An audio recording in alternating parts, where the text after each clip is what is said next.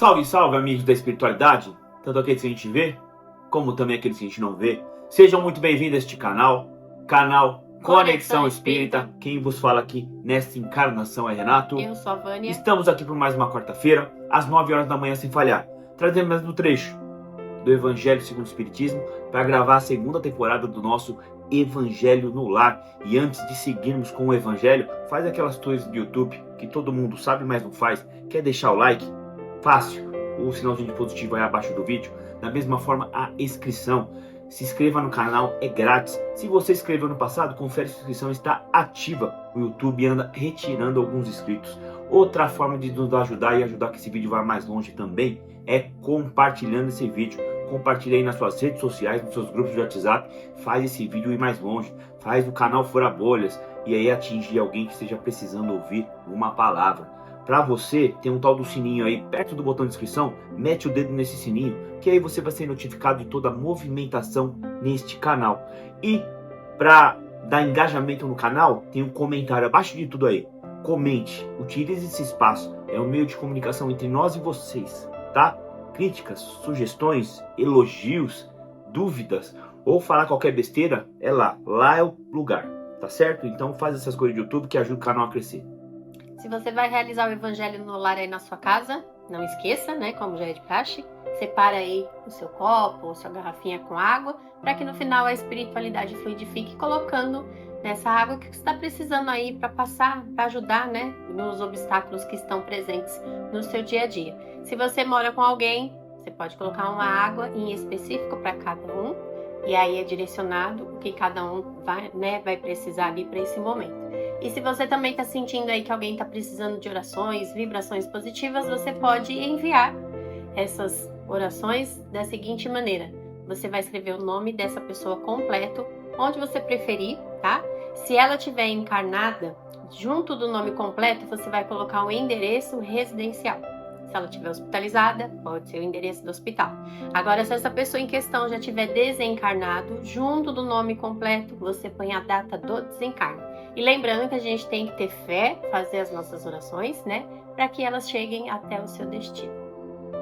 É isso? É isso. Tem mais delongas? Tem mais. Vamos para o Evangelho. E assim, vamos fechando nossos olhos, acalmando nossa mente, tranquilizando o nosso coração, deixando que toda espiritualidade amiga aqui que se encontra preparar o ambiente para que possamos nos concentrar, nos harmonizar no estudo da Palavra do Senhor. Palavra esta que buscamos galgar mais um degrau rumo à nossa reforma íntima. E assim seremos, vamos agradecendo a Deus nosso Pai e a Jesus nosso Mestre pela oportunidade de estarmos novamente nessa casa, reunidos, para estudar sua Palavra. E pedir, Pai, fale conosco, até aquilo que a gente não está muito afim de ouvir, mas sim aquilo que estamos precisando ouvir, e que nos tire do conforto das mesmices e nos coloque no confronto das mudanças, e que possa nos usar como canal de bênção em nome de Jesus. Também pedimos ao mentor de cada um que está sempre nos acompanhando, que conduza da melhor forma o entendimento da palavra. E se estiver aqui, ou aí, algum irmãozinho perdido e procurando respostas, que permita ser ajudado. Pai nosso, que estás no céu, santificado seja o vosso nome, venha a nós o vosso reino, seja feita a vossa vontade, assim na terra como no céu. O pão nosso de cada dia nos dai hoje, perdoai nossas ofensas, assim como nós perdoamos a quem nos tem ofendido.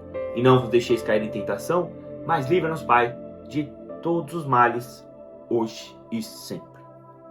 Antes de seguirmos com o Evangelho, vamos fazer uma leitura de uma mensagem. E a mensagem de hoje foi enviada por Emmanuel, psicografada por Chico Xavier, e ela se encontra no livro Vinha de Luz. Cada homem possui, com a existência, uma série de estações e uma relação de dias, estruturados em precioso cálculo de possibilidades. Razoável se torna que o trabalhador aproveite a primavera da mocidade, o verão das forças físicas e o outono da reflexão, para a grande viagem do inferior para o superior. Entretanto, a maioria aguarda o inverno da velhice ou do sofrimento, irremediável na terra, quando o desejo de trabalho está findo. Mensagem de Emmanuel, psicografada por Chico, no livro Vinha de Luz. O título da leitura de hoje está no capítulo 5. Nós vamos ler o item 26, tá? Lembrando que aqui a gente lê um resumo para não ficar cansativa a leitura, tá bom? E o título é Provas Voluntárias, o verdadeiro cilício. Perguntais se é permitido ao homem suavizar suas próprias provas? Essa questão lembra estas outras. É permitido àquele que se afoga procurar se salvar? Aquele que tem um espinho cravado retirá-lo? Aquele que está doente chamar um médico? As provas têm por objetivo exercitar a inteligência, a paciência e a resignação. Esta questão conduz naturalmente a uma outra, uma vez que Jesus disse: bem-aventurados os aflitos. Há mérito em procurar aflições agravando suas provas com sofrimentos voluntários? A isso responderei muito claramente: sim, há um grande mérito quando o sofrimento e as privações têm por objetivo o bem do próximo, pois isso é a caridade por meio do sacrifício. Só para elucidar, cilício, a gente vai colocar aí no vídeo aí, é um equipamento de metal, pontiagudo, várias pontas, e ele serve como uma cinta. Você envolver um braço, uma perna, uma cintura, e lá causava dor. Quando você colocava as partes pontudas, elas ficavam em contato com a pele, causando dor, fazendo o autoflagelamento, tá? Então o cilício é isso. Outra coisa também para deixar claro aqui, provas. O que é provas? O que é expiações? Já foi falado diversas vezes, mas ainda tem muita gente que se confunde, tá? Expiações, problemas que causamos em outras vidas, e esses problemas eles voltam à tona em vidas atuais para ver se a gente consegue resolver, consegue contornar, tá certo? Provas são os problemas que passamos na vida existente atual enquanto encarnado. Essas provas também são acordadas antes do reencarne, lá no plano espiritual, quando está se estruturando a sua reencarnação junto da espiritualidade superior, junto com a gama de espíritos lá, colocado algumas provas que você vai tentar passar, tá? Então, expiação de outras vidas, de um jeito mais simples, e provas de vidas atuais. A gente vem com algumas quantidades de provas aí para cada encarnação. Vale a pena eu caçar mais provas? Sabendo, hoje que eu já sei que estou num plano de provas e expiações, onde a vida não é nada fácil, onde a maior parte do tempo é sofrimento. E por que eu tenho que ficar caçando assunto para me envolver em maiores provas? Só para dizer para Jesus que eu sou o bonzão? Para mostrar para Deus que eu sou o bonzão? Exemplos. Não me leve a mal quem faz essa prática. Só um exemplo que vem à minha mente agora. Fiz uma promessa de, se por algum motivo acontecer, eu vou sair de São Paulo e vou até Aparecida do Norte a pé. Eu já sou uma pessoa idosa. Hoje eu tenho mais passado do que futuro. Meus joelhos já não são tão legais. A minha saúde já é debilitada, né? Sinto dores nas costas. Não tenho uma estrutura de apoio, de aporte médico e assim por diante para poder seguir nessa caminhada. Por que eu vou fazer isso? Você acha que você vai ganhar ponto com Deus, com Jesus, com a espiritualidade fazendo isso? Você vai estar se flagelando. Não tem necessidade de se colocar a esta prova. Pensa bem. Agora, um outro exemplo. Do outro lado, uma família pobre, mãe, pai, alguns filhos. Chega à noite, pouca comida na mesa. Aí o pai e a mãe deixam de comer para os filhos se alimentar. Aí é válido. Vai estar prejudicando a saúde do pai e da mãe? Vai, porque eles precisam do alimento, né? mas eles não pensaram em si, pensaram no próximo, pensaram na caridade. E as provas servem para quê? Para nós desenvolvermos a nossa inteligência. Desenvolvendo a nossa inteligência, fica mais racional a busca pela nossa moralidade, pela nossa reforma íntima. Então, esse negócio de ficar caçando assunto onde não tem, ai, vou beber, ai, eu vou usar droga, ai, eu não sei o que, eu vou fazer plástica e mais plásticas aí porque eu não tô gostando do meu corpo, podendo chegar ao ponto de você tá estragando aí esse veículo que ele foi emprestado para você passar por mais uma encarnação, e agora por uma modinha ou por uma vontade sua, você agregou provas que nem estariam no seu caminho, mas você que foi procurar, tá? Então temos que tomar cuidado. As provas que já foram impostas para nós, que nós acordamos no plano espiritual, não são fáceis. Não são fáceis. Muitas delas a gente não vai conseguir sobrepor ainda. Vão ser colocadas na prova, mas vão ficar para outras vidas. Então, deixa de ficar caçando assunto onde não tem, onde não precisa. Mas também não é assim, pisei no espinho, ai, deixa o espinho lá que é uma prova, não posso tirar. Não, isso não existe. Ah, estou me afogando, caí em alto mar, estou me afogando. Ah, deveria me afogar mesmo, acho que é a prova de eu morrer assim. Não vou... Não, você tem que lutar por isso. Então, isso tudo é discernimento. A palavra certa é discernimento, tá? Quando você coloca a questão do próximo à frente da sua questão pessoal, e talvez essa barreira de você colocar a questão do próximo à frente da sua lhe cause um certo desconforto ou problema, a espiritualidade vê com bons olhos.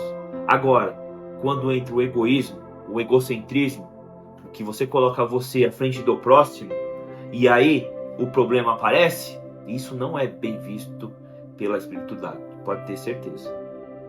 E como o Renato falou, às vezes Deus já colocou na sua vida uma prova pela qual você vai ter que passar. E aí, perante essa prova, se você consegue passar, você vai lá, como o Renato comentou, às vezes faz uma promessa, fala, se eu passar por essa prova, se eu me curar, se eu conseguir tal coisa, eu vou me abdicar de determinadas situações. Não precisa causar mais sofrimento na sua vida de forma voluntária, porque você já tem uma prova para ser cumprida. Para que você vai agregar outra prova, causar mais sofrimento, às vezes, para esse seu corpo físico que muitas vezes já está debilitado, como o Renato comentou.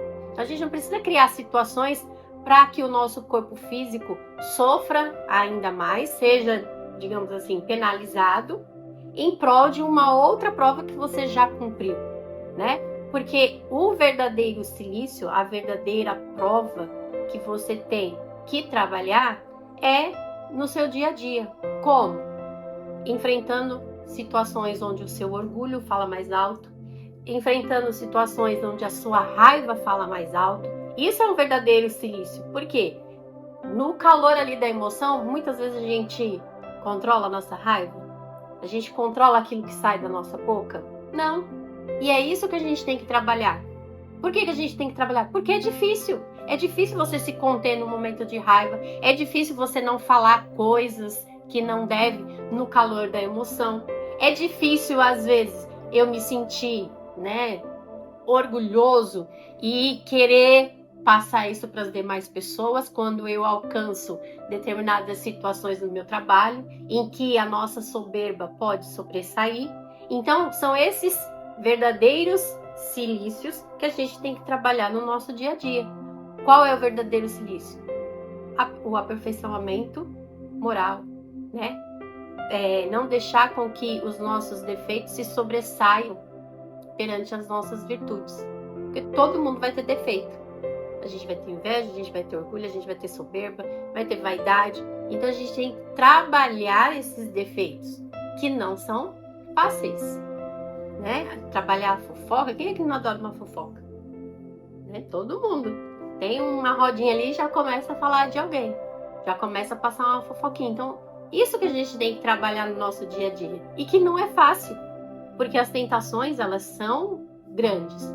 Mas a gente tem que pôr em prática a nossa força de vontade. E trabalhar isso daí. Porque não adianta nada. Como o Renato falou, você, né, passou aí por uma situação de doença, você fez a sua promessa, você foi lá, cumpriu, foi andando daqui de São Paulo até a Aparecida do Norte. Legal. Valeu o seu esforço. Mas e no seu dia a dia? Será que você não faz fofoca? Será que você não é uma pessoa orgulhosa? Será que você é uma pessoa empática? E aí? Porque não adianta eu fazer todo esse sacrifício e continuar falando mal dos outros, continuar uma pessoa arrogante, continuar uma pessoa soberba. Ou seja, você fez um sacrifício físico ali, momentâneo. Mas e esse trabalho que a gente tem, né, de não falar mal do outro, ser uma pessoa empática, colocar a caridade em prática no nosso dia a dia? Isso é bem difícil. A gente coloca a caridade em prática geralmente com pessoas que a gente conhece, mas em pessoas que a gente não conhece. Então, o verdadeiro silício é se doar em prol do próximo. Ah, mas aí eu vou estar trabalhando simplesmente o meu orgulho, vou estar trabalhando em benefício da minha pessoa. Não. Quando você muda, o ambiente ao seu redor também muda. Porque se uma pessoa estiver brigando com você e você trabalhar a sua raiva para não responder, não vai ter briga. A pessoa vai ficar falando sozinha, porque quando um não quer, dois não vão brigar. Então esse é o verdadeiro silício. A gente trabalhar os nossos defeitos ao longo dos nossos dias aqui enquanto encarnados, que é muito difícil. E que muitas vezes a gente não quer, né, trabalhar. Muitas vezes a gente não quer melhorar. A gente quer permanecer no erro. E uma outra coisa também, outro exemplo, que eu acho que com um exemplo fica mais fácil de entender. Tá numa enchente, e aí você, de longe, você vê uma pessoa se afogando na rua. Você não avalia, não pensa nas consequências e se joga no meio da enchente para salvar aquela pessoa. Sendo que pode ter um bueiro aberto, pode ter um rio ali no meio, ou algo que possa te levar ao desencarne. Isso não é mal visto pela espiritualidade. É uma forma de caridade também. Você se colocou numa prova que às vezes não estava no seu caminho, mas uma prova que apareceu para salvar a vida de uma outra pessoa, de um terceiro. Ou, vamos lá, você acordou aí na espiritualidade, quando estava para reencarnar, que você ia vir pobre. Eu não lembro disso. Eu não sei onde eu assinei isso. Ainda vai querer ver o documento, né? Eu vou querer ver. Eu quero saber se tem testemunhas, mas deixa para depois. Mas, aí por que eu estou pobre? Eu não posso buscar minha melhora enquanto encarnado? Eu não posso tentar estudar, trabalhar, me melhorar e tentar agregar matéria, agregar, desenvolver espiritualmente? Eu posso, não é errado. Então a gente tem que ponderar, porque a gente se acomoda, né? Ah não, eu tô pobre, fica assim. E não busca nada para melhorar. Fica em casa assistindo Netflix, fica no botequinho sem fazer nada, de vez estar tentando aprender uma profissão, tentando estudar para se melhorar. Tem que tomar cuidado com essa busca da sua melhora e não sobrepor as leis divinas e também as leis humanas, porque quando você passa por cima das leis mundanas, das leis humanas, com certeza você vai estar indo contra as leis divinas. Então é isso, as provas estão aí para nossa melhora, tá?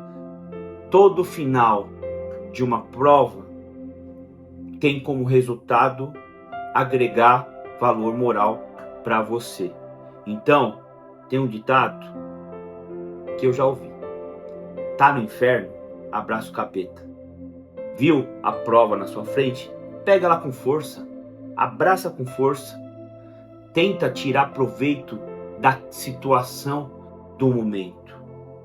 Nunca se coloque como vítima. Deixa de mimimi. Pega aquela prova e fala: o que eu vou melhorar com isso? Quando eu sobrepor, o que pode acontecer? E com certeza no final de cada prova você vai olhar para trás e vai falar: era isso? Só isso? E eu estava achando ruim?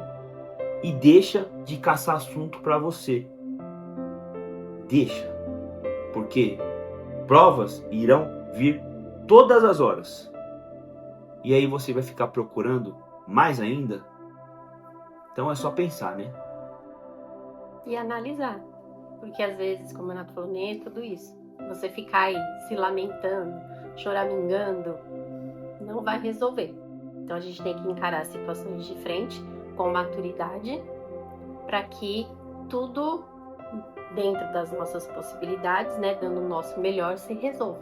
Porque chorar e se fazer de vítima não vai resolver os problemas que estão aí. Então é isso. Vamos então para nossa oração final. Vocês coloquem seus pensamentos, aquilo que lhe é mais conveniente para o seu momento na sua oração, tá bom?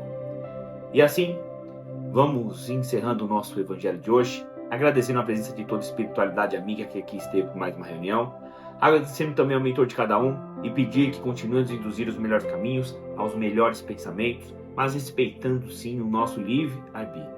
E pedindo a Deus, a Jesus, que ilumine essa casa, que ilumine aí a casa de cada um de vocês, que abençoe as pessoas com que há de convivermos e que ilumine o caminho por onde há de percorrermos e que emane vibrações positivas a todos aqueles que estão passando por certa dificuldade física, financeira, emocional e espiritual. E pedimos a espiritualidade aqui que está presente e aí que esteja perto de vocês, que possa fluidificar nossas águas para que possamos utilizá-la da melhor forma em nosso dia a dia. Pai nosso, que estais no céu, santificado seja o vosso nome, venha a nós o vosso reino, seja feita a vossa vontade, assim na terra como no céu. O pão nosso de cada dia nos dai hoje, perdoai nossas ofensas, assim como nós perdoamos a quem nos tem ofendido. E não vos deixeis cair em tentação, mas livra-nos, Pai, de todos os males, hoje e sempre. E só um adendo antes de encerrar, que agora eu falei do livre-arbítrio, tanto as expiações quanto as provas, elas são decorrentes do nosso livre-arbítrio. Só que tudo é ação e reação. O que eu plantar, eu vou colher mais cedo ou mais tarde. Então tome cuidado com o seu livre-arbítrio.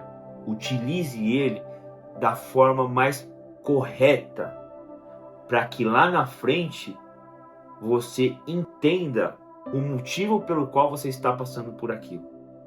Porque o motivo tem.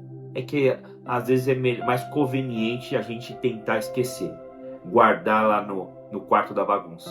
Mas uma hora o mau cheiro vai passar por debaixo da porta e vai invadir a casa inteira. Então tome cuidado com esse livre-arbítrio aí, que ele é muito perigoso. Tá bom? Então é isso. Pessoal, fica assim. Nos vemos na próxima quarta-feira, às 9 horas da manhã, sem falhar. Trazendo mais um trecho do Evangelho segundo o Espiritismo para gravar a segunda temporada do nosso Evangelho no Lar. Tenha uma ótima semana. Fiquem com Deus e um abraço a todos vocês. Uma semana com amor, alegria, fé e gratidão. E aí, já sabe, a gente se encontra na próxima quarta-feira às 9 horas da manhã. Uma semana abençoada para todos vocês. Um grande abraço, um grande beijo e tchau, tchau. Tchau, pessoal.